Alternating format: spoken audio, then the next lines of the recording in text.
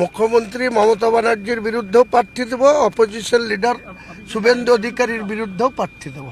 দুজনের বিরুদ্ধে? হ্যাঁ, দুজনের বিরুদ্ধেই প্রার্থী থাকবে আমার দলের। আমার দল 22 তারিখে ওপেনিং হতে দেন। দলের এজেন্ডা কি, সেকুলার দল এবং সবাইকে নিয়ে বাংলার উন্নয়ন করার স্বার্থে এই দল গঠন হচ্ছে। আগামী দিনে আমি বিজেপির কেউ ক্ষমতায় আসতে না দেওয়ার জন্য আমার টার্গেট, এবং তৃণমূলকেও ক্ষমতাচ্যুত করা আমার মেন উদ্দেশ্য। যারা সেকুলার পার্টি, যারা তৃণমূলকে ক্ষমতাচ্যুত করতে চায়, যারা বিজেপিকে আটকাতে চায়, তারা আমার সঙ্গে জোট করলে আমি তাদের ওয়েলকাম জানাই। আপনি বিজেপিকে সুবিধা করে দিচ্ছেন নাকি?